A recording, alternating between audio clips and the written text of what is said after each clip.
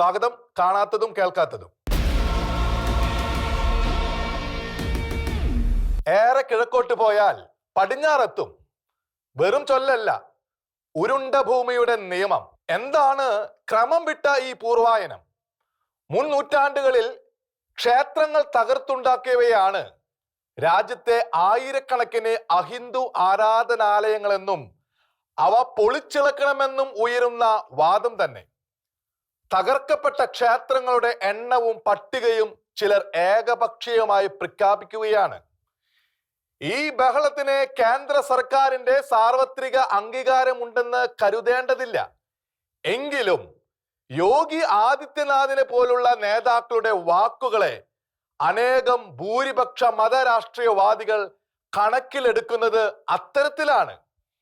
തങ്ങൾക്ക് വേണ്ടത് അയോധ്യയും മധുരയും കാശിയും മാത്രമാണെന്ന് UP മുഖ്യമന്ത്രി ആദിത്യനാഥ് ഉദാരമായി പ്രസ്താവിച്ചിട്ടുള്ള വാർത്ത. വർഗീയ തിരസ്കരണ രാഷ്ട്രീയം അഭ്യസിക്കുന്നവർക്ക് അതുപോലും മനസ്സിൽ തറച്ചിട്ടില്ല, തറയ്ക്കുന്നുമില്ല. അവരുടെ ലക്ഷ്യം ന്യൂനപക്ഷ വിഭാഗങ്ങളെ കീഴ്പ്പെടുത്തുകയാണ്. ജനസംഖ്യാ വികാസം വഴിയും അല്ലാതെയും രാഷ്ട്രീയ മണ്ഡലത്തെ റാഞ്ചി രാജ്യം പിടിച്ചെടുക്കുമെന്ന ആശങ്കയാൽ അവർ ഇസ്ലാമിക മതവാദികളെ എതിർക്കുന്നു. അതിനവരെ കുറ്റപ്പെടുത്താനില്ല. ജമ്മു കാശ്മീരിലെ ഹൈന്ദവർ ദ്രോഹിക്കപ്പെട്ടതും പാകിസ്ഥാനിലെ ഹൈന്ദവരും ക്രൈസ്തവരും മാത്രമല്ല, ലോകത്തു തന്നെ നിരവധി ക്രൈസ്തവ സമൂഹങ്ങളും ഇസ്ലാമിക മതാധിപത്യവാദികളാൽ ദ്രോഹിക്കപ്പെടുന്നതുമായ കാഴ്ചകളാണല്ലോ മുന്നിലുള്ളത്.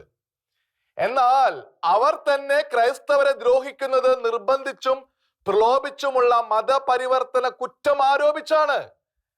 ക്രൈസ്തവ രാഷ്ട്രീയ കടന്നേറ്റത്തിനോ ആധിപത്യത്തിനോ ആധുനിക കാലത്തെന്നും ഒരു ഉദാഹരണം പോലും ചൂണ്ടിക്കാട്ടാൻ ഉണ്ടായിട്ടില്ല.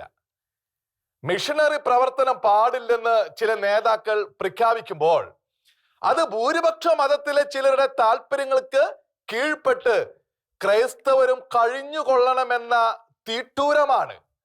ജാതി വ്യവസ്ഥ ശക്തമായി തുടരുന്ന ഇടങ്ങളിലെ ചിലരുടെ അതിന് പിന്നിലെ വികാരം ഹൈന്ദവരെ കൂട്ടത്തോടെ മതമാറ്റുന്നു എന്ന ഭയമല്ല.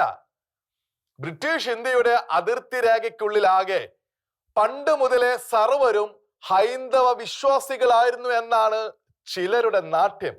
സർവജാതികളും സമസൃഷ്ടഭാവത്തോടെ സഹോദരരായി ഒന്നിച്ച് ജീവിച്ചിരുന്ന മഹാശ്രേഷ്ഠ ഭാരതമായിരുന്നു ഇവിടെ ഉണ്ടായിരുന്നത് എന്ന മട്ടിലാണ് ചിലരുടെ അവകാശവാദങ്ങൾ. ആ ഭാരതത്തിലെ അടിമപ്പണിക്ക് നിയമം വഴി അവസാനം വരുത്തിയത് ഇന്ദിരാഗാന്ധിയുടെ കാലത്താണെന്നത് ചിലർക്കിപ്പോൾ അറിയില്ല. അതിനുശേഷവും അത്തരം നിന്ദിതകൾ തുടരാൻ തക്കവിധം രൂക്ഷമായിരുന്നു ഭാരത സംസ്കാരത്തിലെ ആ അഴുക്കെന്നത് അവരുടെ അമ്നീഷയിൽ കുടുങ്ങി. മിഷണറി പ്രവർത്തനങ്ങൾ സ്വന്തം കാലിൽ നിൽക്കുവാനും സ്വന്തം ജീവിത വഴി തേടാനും ചൂഷിത അവസ്ഥയിൽ നിന്ന് പുറത്തു വരാനും അനേകരെ പ്രാപ്തരാക്കുന്നു എന്നതിലെ അസ്വസ്ഥത അതുമാത്രമാണ് എതിർപ്പിനും ദ്രോഹത്തിനും കാരണം.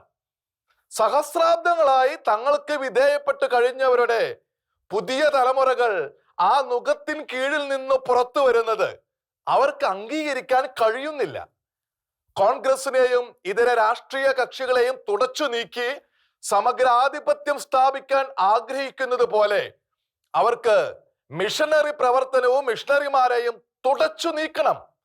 അതിന് പോന്ന വിധം അധികാരമുറപ്പിക്കാൻ ഇന്ത്യയിലെ ഭൂരിപക്ഷ ജനതയുടെ ഏറ്റവും വൈകാരികമായ വിഷയം തന്നെ അവർ ദുരുപയോഗിക്കുന്നു: ക്ഷേത്രഭക്തി.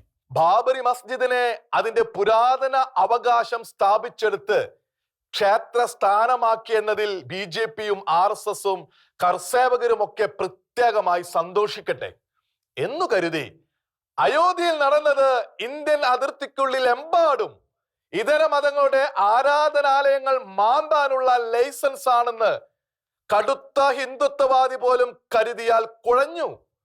അത് നല്ല പ്രവണതയല്ല എന്നത് തന്നെ കാരണം.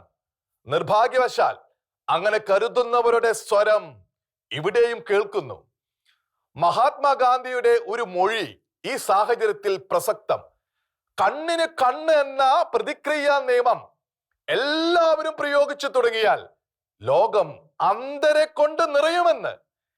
ഏകമത വാഴ്ചയ്ക്കും ഹിന്ദു രാഷ്ട്രത്തിനും വേണ്ടിയുള്ള ചിലരുടെ തിടുക്കം ഒരു വശത്ത്, അത് വിശ്വാസപരം മാത്രമെന്ന നിഷ്കളങ്ക ധാരണ വേണ്ട. ഭൂരിപക്ഷ സമൂഹത്തിലെ ഭൂരിപക്ഷം അങ്ങനെ ചിന്തിക്കുന്നു എന്നും കരുതേണ്ട. ഇന്ത്യയിൽ തങ്ങളാണ് അധികാരികളെന്നും മറ്റുള്ളവർ തങ്ങൾക്ക് കീഴിൽ കഴിഞ്ഞാൽ മതിയെന്നും വന്യവികാരത്തോടെ ചിന്തിക്കുന്ന ചിലരുടെ ഇടപെടൽ, അത് സമാധാനത്തെ സ്നേഹിക്കുന്ന ഇടപെടലല്ല. ഇത്തരം കലഹവാദികൾ മറ്റൊന്നും കൂടി ഓർമ്മിക്കണം. ശരണം വിളികൾ ഉയരുന്നവടക്കം പല ആരാധന കേന്ദ്രങ്ങളും പുരാതന ബുദ്ധ കേന്ദ്രങ്ങളോ ബുദ്ധവിഹാരങ്ങളോ ആയിരുന്നു എന്ന അവകാശവാദം, അവയെ കീഴടക്കി തകർത്താണ് ഇന്നത്തെ പൂജാ കേന്ദ്രങ്ങളാക്കിയതെന്ന ആക്ഷേപവും എല്ലാ പഴന്തറകളും മാന്താൻ തുടങ്ങിയാൽ കാണുന്നത് ചിലപ്പോൾ മതപ്രതാപത്തിന്റെ ബിംബങ്ങളാകില്ല, ചിതമല്ലാത്ത അസ്ഥിക്കൂട കാഴ്ചകളായേക്കാം. സമാധാനത്തോട് പ്രിയമുണ്ടെങ്കിൽ ഈ സാധ്യത മറക്കാതിരിക്കാം. ചരിത്രപരമായ ധാരണയോ മതപരമായ അവകാശമോ മാത്രമല്ല ഇത്തരം വാദങ്ങളുമായി ഇറങ്ങിത്തിരിക്കുന്നവർക്ക് വേണ്ടത്. ഇക്കാലത്ത് ആവശ്യവും ആശ്വാസവുമാണോ, പ്രായോഗികവും സമൂഹത്തെ ഭിന്നിപ്പിക്കാതെ ഒന്നിപ്പിക്കുന്നതും ആണോ എന്നൊക്കെ ചിന്തിക്കാനുള്ള വിവേകവും കൂടിയാണ്. കാണാത്തതും കേൾക്കാത്തതും അടുത്ത ആഴ്ച ഇതേ സമയം.